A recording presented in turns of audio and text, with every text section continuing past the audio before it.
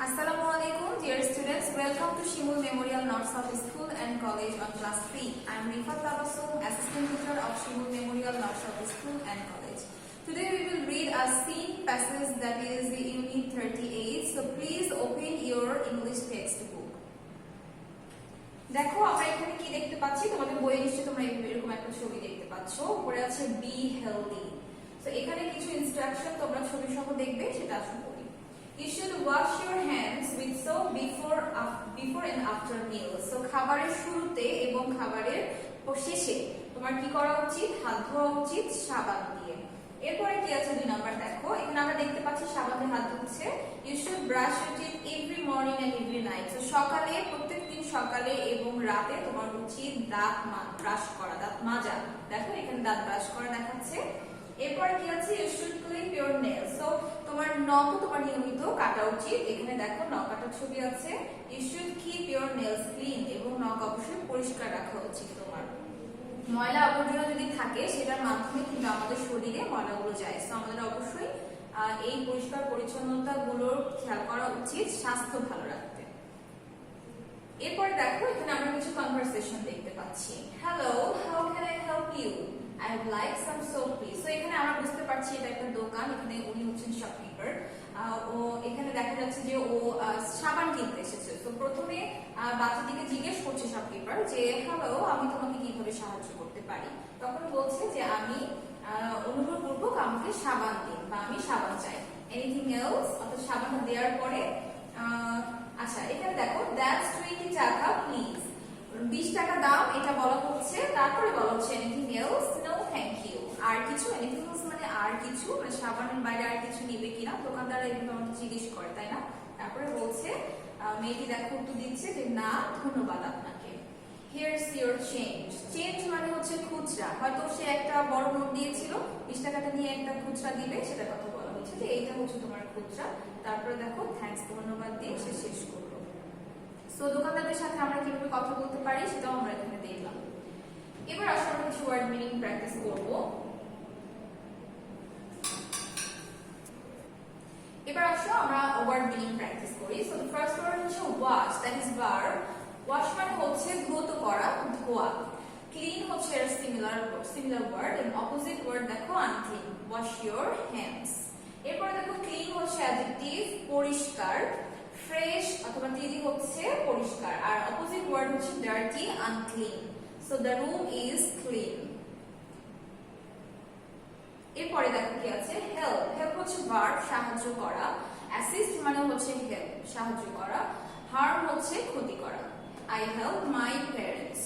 এরপরে দেখো হেলদি হচ্ছে অ্যাডজেক্টিভ, অর্থ হচ্ছে স্বাস্থ্যবান। হেলথ, হার্টি এই ওয়ার্ডগুলোর সাথে তোমরা পরিচিত, তাই না? তোমরা লেটারের ক্ষেত্রে ইউজ করো, লেটারে লিখো। তারপরে দেখো এটা হচ্ছে সিমিলার ওয়ার্ড, আর অপোজিট ওয়ার্ড হচ্ছে sick, unhealthy. He is a healthy boy. So word meaning তোমাদের প্রশ্ন থাকে অনেক সময় যে ওয়ার্ড মিনিং গুলো আমাদের কোন কোশ্চেন প্যাটার্নে হেল্প করে।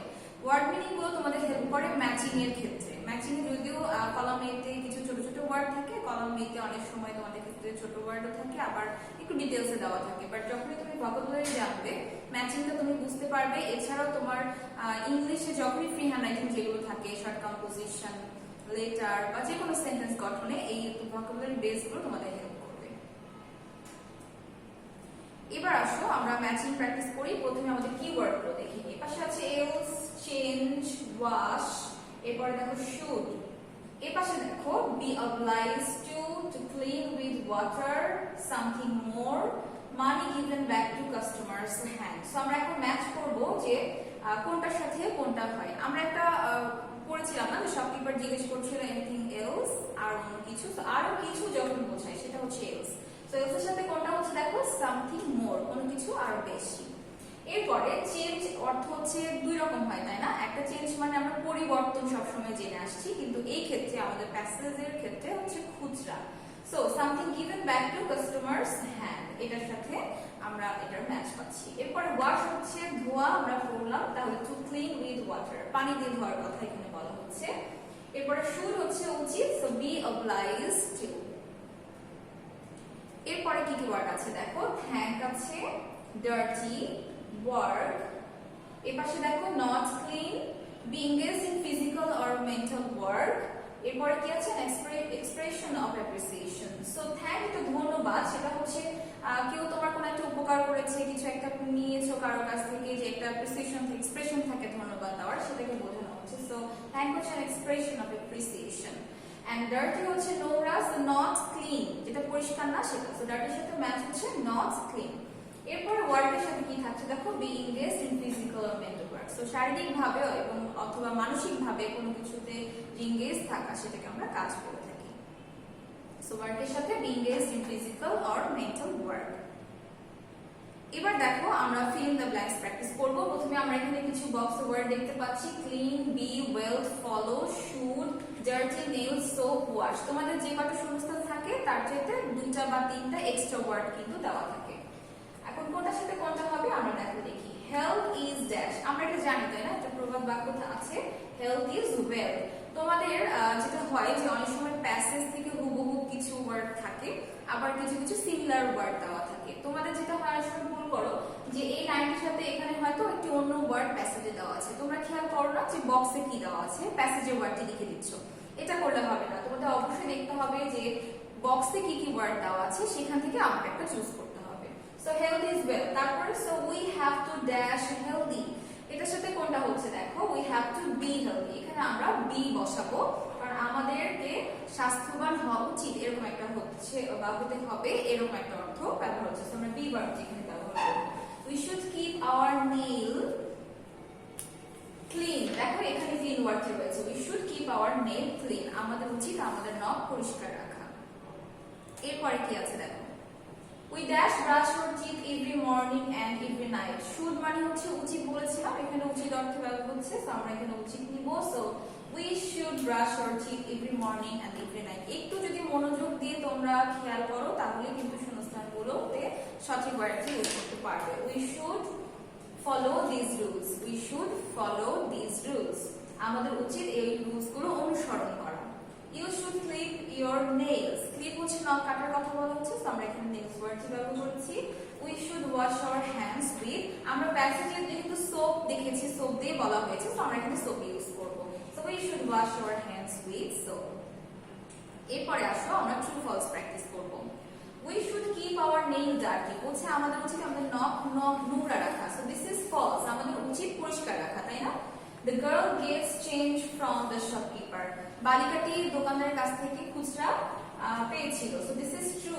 The girl buys some papers, বলছে বালিকাটি কিছু কাগজ কিনেছিল, বাট আমরা দেখেছি যে সে সাবান কিনতে গিয়েছিল, সাবান কিনেছিল, so this is false.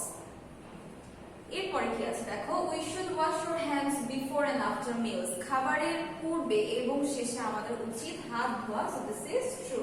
We should clip our nails, আমাদের উচিত নখ কাটা, so this is also true. এরপর আসো আমরা কোশ্চেন এন্ড আনসার প্র্যাকটিস করি।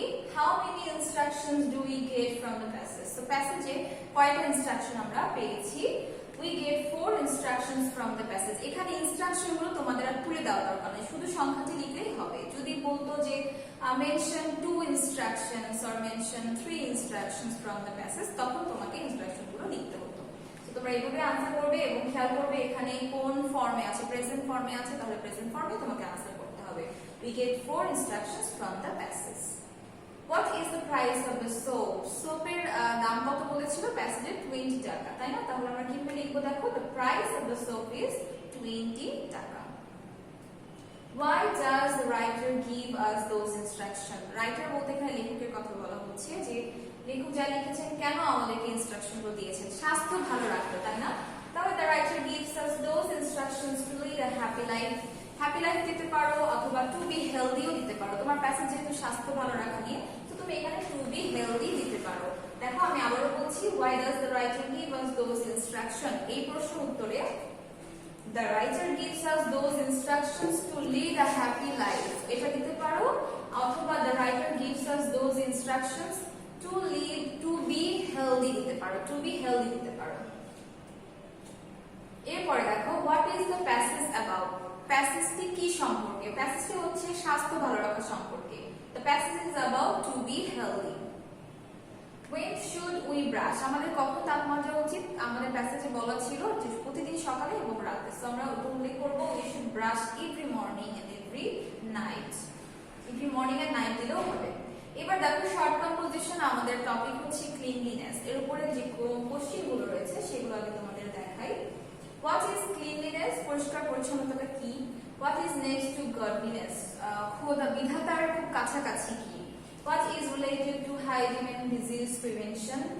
সো হাইজিন মেইনটেইন এবং রোগ প্রতিরোধের সাথে কোনটা related? How do you achieve physical cleanliness? তো তুমি পরিষ্কার পরিচ্ছন্নতা কিভাবে মেইনটেইন করো? Which materials do we use to clean ourselves? আমাদের নিজেদের পরিষ্কার রাখতে, পরিষ্কার করতে কোন ম্যাটেরিয়ালস গুলো আমরা ব্যবহার করে থাকি?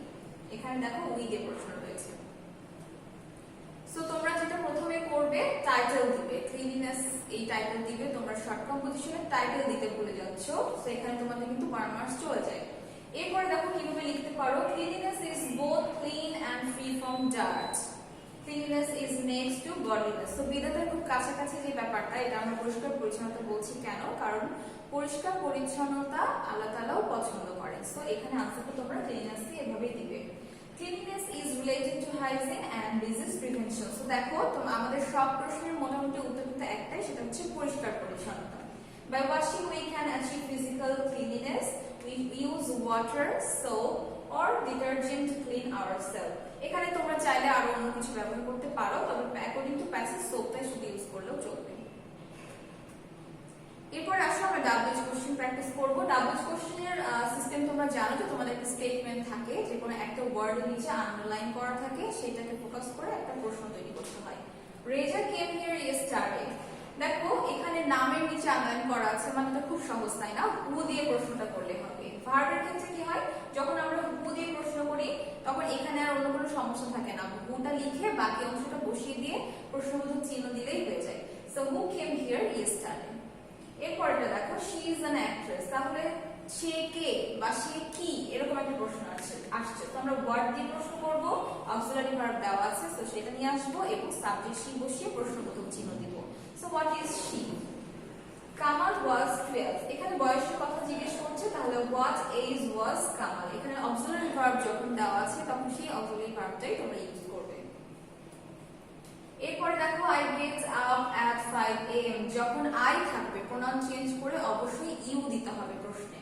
তাহলে সময় জিজ্ঞেস করলে আমরা when ইউজ করব, when, তারপরে আমরা এখানে অক্সিলারি ভার্ব নিয়ে আসবো, subject you, gets up. So আমরা ইউ হচ্ছে আয়ের প্রোনাউনটিকে আমরা চেঞ্জ করে ইউ করেছি। এই জায়গায় তোমাদের ভুল হচ্ছে প্রোনাউন চেঞ্জের ক্ষেত্রে, এটা তোমরা একটু খেয়াল করবে। So when do you get up? I went to Dhaka by bus। তাহলে কিভাবে, তাই না? তখন আমরা how দিয়ে প্রশ্ন করব এবং when হচ্ছে পাস্টে আছে, সো আমরা did অক্সিলারি ভার্ব নিয়ে আসছি। I এর জায়গায় আমরা ইউ করেছি, বাকি অংশ go to Dhaka দিয়ে প্রশ্নবোধক চিহ্ন। So how did you go to Dhaka? He bought 10 pens। এখানে দেখো পাস্ট টেন্সে আছে, সো পাস্ট অক্সিলারি ভার্ব আসবে এবং এখানে যখন আমরা এখানে দেখো কয়টি কলমের কথা বলা হচ্ছে, সো আমরা হাউ দিয়ে প্রশ্ন করছি এবং হাউ হুইচ এর পরে আমাদের how many pens, how many দিয়ে প্রশ্ন করছি। এই সব ক্ষেত্রে হাউ মেনি এবং হুইচ এর পরে আমাদেরকে নাউন আনতে হয়। আমরা সব ক্ষেত্রেই দেখছি প্রতিটি ডাবলএইচ ওয়ার্ডের পরে আমরা ভার্ব নিয়ে আসি, অক্সিলারি ভার্ব, কিন্তু মনে রাখবে হাউ মেনি এবং হুইচ এর পরে আমাদেরকে অবশ্যই নাউন আনতে হবে। So how many pens did he buy. এখানে হি এর জন্য কোনো পরিবর্তন নেই এবং বট যেহেতু পাস্ট টেন্সে আছে, সো আমরা অক্সিলারি ভার্ব ডি নিয়ে এসেছি, পরে বাই করেছি। লাস্টে প্রশ্নবোধক চিহ্ন দিতে ভুলবে না। This pen is fine. তাহলে হুইচ পেন ইজ ফাইন। দেখো এখানে হুইচ এর পরেও আমরা কিন্তু আগে নাউন নিয়ে এসেছি, তারপর অক্সিলারি ভার্ব এবং বাকি অংশ বসিয়ে প্রশ্নবোধক চিহ্ন দিয়েছি। এরপর আসো আমরা রিঅ্যারেঞ্জ প্র্যাকটিস করি। রিঅ্যারেঞ্জের ক্ষেত্রে তোমাদের ইংলিশ টেক্সট বুকের প্যাসেজগুলো পড়াটা খুব ইম্পর্টেন্ট, খুব ভালো করে পড়বে। এছাড়া যদি টেক্সট বুকের বাইরে কিছু সেন্টেন্স দেখো, সেক্ষেত্রে খেয়াল করবে যে সেন্টেন্সে আমাদের কি যাচ্ছে, ইম্পারেটিভ সেন্টেন্স না অ্যাসার্টিভ নাকি নেগেটিভ, অথবা প্রশ্ন চাইলে প্রশ্ন কিভাবে তৈরি করতে হয়, সেটা ভার্বাল কোশ্চেন হোক আর ডাবলএইচ তোমরা জানো। সো দেখো, হিয়ার ইজ ইওর চেঞ্জ, এটা আমরা প্যাসেজ থেকেই পাচ্ছি, শপকিপার বলেছিল বালিকা থেকে, হিয়ার ইজ ইওর চেঞ্জ। এরপরে দেখো মেঘা উত্তর দিয়েছিল I would like some shop. So এরপরে দেখো look and say, look and say এগুলো তোমাদের বই থেকেই দেয়া, সো বইয়ের এই ধারাবাহিকতাগুলো খেয়াল করবে। এরপরে এটাও প্যাসেজ থেকে, you should clip your nails. এরপরে কি আছে দেখো, আমরা এখানে একটা প্রশ্ন দেখতে পাচ্ছি, ডাবলএইচ কোশ্চেন। সো ডাবলএইচ কোশ্চেনের রুলস অনুযায়ী যদি তোমরা সাজাও, এটা খুব সহজেই তোমরা অ্যারেঞ্জ করতে পারবে। Wire does the girl go?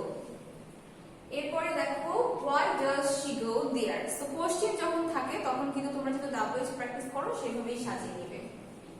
What does she buy? What does she buy? WH word, auxiliary verb, subject, তারপরে main verb। এবং রিঅ্যারেঞ্জের ক্ষেত্রে পাংচুয়েশন মার্কস তোমাদের দেওয়া থাকবে না, সবকিছু স্মল লেটারে থাকবে। এটা তোমরা খেয়াল করবে যে কোথায় ক্যাপিটাল করতে হচ্ছে এবং পাংচুয়েশন মার্কস কি দিতে হচ্ছে। এখানে দেখো আমাদের একটা ভার্বাল কোশ্চেন দেখতে পাচ্ছি আমরা, does she get any chance? Does she get any chance? এবার আমরা প্র্যাকটিস করব right form of verbs. Right form verbs এর একটা ক্লাস তোমরা এর আগে পেয়েছো, সো রুলস গুলো নিশ্চয়ই তোমাদের মনে আছে, আমি একবার করে তোমাদের বলে যাচ্ছি। দেখো আইস ফ্লোট অন ওয়াটার, সো আমরা জানি আইস এর পরে থার্ড পারসন সিঙ্গুলার নাম্বার হিসেবে আমরা ভার্বের সাথে এস বা ইএস যুক্ত করব, সো তোটার সাথে আমরা এস যুক্ত করছি, আইস ফ্লোটস অন ওয়াটার। হি এর পরেও তাই, গো এর সাথে আমরা ইএস যোগ করব, হি গোস টু স্কুল ডেইলি। এখন দেখো এখানে দেখা গেল যে হি এর পরে আমরা গোজ লাগালাম, কিন্তু এখানে যে সেন্টেন্স পড়ে দেখছি পাস্টের কথা বলা হচ্ছে, তাহলে নিশ্চয়ই হবে না, তাই না? সো এখানে আমরা এটা খেয়াল করব, I complete my homework just now. So এখন কিছুক্ষণ আগে বা এই মাত্র কথা বলে সেটা প্রেজেন্ট পারফেক্ট টেন্স, সো আমরা এখানে হ্যাভ কমপ্লিটেড ব্যবহার করব, I have completed my homework just now. You go to market now, দেখো নাও বলা আছে, তাহলে এখানে আমরা দেখতে পাচ্ছি প্রশ্নবোধক চিহ্ন দেওয়া আছে, তো এটা প্রশ্নবোধক করতে বলছে। যদি প্রশ্নবোধক চিহ্ন না থাকতো তাহলে তুমি সরাসরি কন্টিনিউয়াস ফর্মে করতে পারতে যে you are going to market now, যেহেতু প্রশ্ন বলেছে তো তোমার এই আরটাকে সাবজেক্টের আগে নিয়ে আসতে হচ্ছে, are you going to market now. So এটা তোমরা খেয়াল করবে যে কি পাংচুয়েশন মার্কস দেওয়া আছে। এখানে দেখো হি এর পরে এখানে যদি তোমরা কামস লিখে দাও তাহলে কি হবে? হবে না, কারণ দেখো এখানে লং এগো বলেছে, পাস্টের কথা বলেছে, সো তোমাকে এটা পাস্ট করতে হবে, হি কেম হিয়ার লং এগো। দেখো এরপরে আছে নেক্সট উইক, তাহলে ফিউচারের কথা বলছে, তাহলে সেই স্ট্রাকচারে আমরা করব, এর পরে উইল বসাবো, এরপরে মেইন ভার্ব বসবে, they will make garden next week. So টেন্সের স্ট্রাকচারগুলো তোমরা মনে রাখবে, তাহলে খুব সহজে রাইট ফর্ম অফ ভার্বসটাও করতে পারবে। এবার দেখো আর্টিকেল থেকে ফিল ইন দ্য ব্ল্যাঙ্কস আমরা করব, Padma is a big river. দেখো যখন আমরা জানি যে এরকম বড় বড় নাম থাকে তার আগে আর্টিকেল দি বসাতে হয়, so the Padma is a big river. আবার একটা মাত্র রয়েছে যেটার কোনো চেঞ্জ হবে না, দ্বিতীয় হবে না, সেক্ষেত্রে আমরা দি বসাই, দ্য স্কাই ইজ ব্লু। এরপরে দেখো এলএলবি, এই ধরনের যেগুলো পদবি টাইপের আছে সেই ক্ষেত্রে যদি আমরা ভাওয়েলের মতো ভাওয়েল সাউন্ড দেখি সেক্ষেত্রে আমরা কিন্তু এন বসাবো, যদিও এখানে কনসোনেন্ট এল রয়েছে তারপর আমরা এন বসাবো। এই রুলসগুলো তোমাদের ক্লাস করানো হয়েছে এর আগে, তোমরা রুলসগুলো আরেকবার দেখে নেবে। He is an LLB. It is a 1 টাকা নোট। এখানে দেখো ও ভাওয়েল থাকা সত্ত্বেও এখানে ওয়ার মতো উচ্চারণ যখন হয় তখন আমরা এ বসাবো, এই রুলসগুলো মনে রাখবে। He is an honest man, এখানে এইচ থাকা সত্ত্বেও সাউন্ডটা কিন্তু ভাওয়েল, সো আমরা এখানে এন বসাবো। Rumi reads in a university, এই ক্ষেত্রেও একই ব্যাপার, তোমরা ভাওয়েল থাকলে এন বসাবে, কনসোনেন্ট থাকলে এ বসাবে, ঠিক তেমনি যতটা না ভাওয়েল কনসোনেন্ট থাকার উপর ডিপেন্ড করবে তার চেয়ে বেশি ডিপেন্ড করবে সাউন্ডের উপর। সো ভাওয়েল সাউন্ডের ক্ষেত্রে তোমরা এন বসাবে, কনসোনেন্ট সাউন্ডের ক্ষেত্রে এ বসাবে, এটা খেয়াল করবে। He has a house. So এখানে অনেস্টে কেন এন হলো, হাউসে কেন এ হলো, নিশ্চয়ই তোমরা বুঝতে পেরেছো। এরপরে আসো আমাদের পাংচুয়েশন মার্কস আর ক্যাপিটাল লেটারস এর যে টপিকটা সেটা দেখি। ইয়েস আই ক্যান, যখন ইয়েস আর নো থাকে তারপর একটা কমা ব্যবহার করতে হয় এবং সেন্টেন্সের শুরুতে ক্যাপিটাল করতে হয়। সো ইয়েস এর ওয়াই থেকে আমরা ক্যাপিটাল করছি, এরপর ইয়েস এর পরে দেখো একটু কমা দিয়েছি, আই যখন একা থাকবে সেটাকে আমরা ক্যাপিটাল করব এবং ক্যান এর পরে full stop. Robin is Bangladeshi, দেখো রবিনে আর কে আমরা বড় হাতে দিব, কারণ নাম যেখানেই থাকুক না কেন সেটা ক্যাপিটাল হবে, এরপরে বাংলাদেশি পরে ফুল স্টপ দিব। Are you in class 3, so এটা একটা প্রশ্ন তৈরি হয়েছে, তাই না? তাহলে লাস্টে অবশ্যই প্রশ্নবোধক চিহ্ন হবে আর শুরুতে এটা ক্যাপিটাল হবে। এরপরে দেখো টুমরো ইজ ফ্রাইডে, টুমরো টিটাকে বড় করবে, ফ্রাইডের এফটাকে ক্যাপিটালে দিবে। যখন স্যাটারডে সানডে এগুলো আমরা লিখি, জানুয়ারি ফেব্রুয়ারি লিখি, এগুলো সবসময় ক্যাপিটালে হয়, সেটা সেন্টেন্সে যেখানেই থাকুক না কেন, লাস্টে ফুল স্টপ হবে। He reads the holy Quran everyday, এখানে এইচটা শুরুতে আমরা ক্যাপিটাল দিব, তারপরে কোরআনের কিউটাকে আমরা বড় হাতে দিব, লাস্টে গিয়ে ফুল স্টপ দিব। The headmaster entered into the classroom, টিটাকে আমরা এখানে ক্যাপিটাল দিব, হেডমাস্টারের এইচকে আমরা ক্যাপিটাল দিব, তারপরে বাকি অংশটা ঠিকঠাক থেকে লাস্টে গিয়ে ফুল স্টপ হবে। সো এই জিনিসগুলো তোমরা খেয়াল করবে। Now open your paper and note down your next study topic. Top place Unit 38. Question number 1, 2, 3, 4, 9, 11, 12, 13 and 14. So তোমাদের যেহেতু ক্লাসগুলো এখন একদম শেষের দিকে কিছুটা রিভিশনে এসেছি আমরা, সো এই জন্য তোমাদের এখন টপ প্লেসের আইটেমগুলো অনেক বেশি বেশি থাকছে। So my dear students, that's all of our class today. I hope you have learned a lot. So see you in the next class with a new topic. Till then, take care. Allah.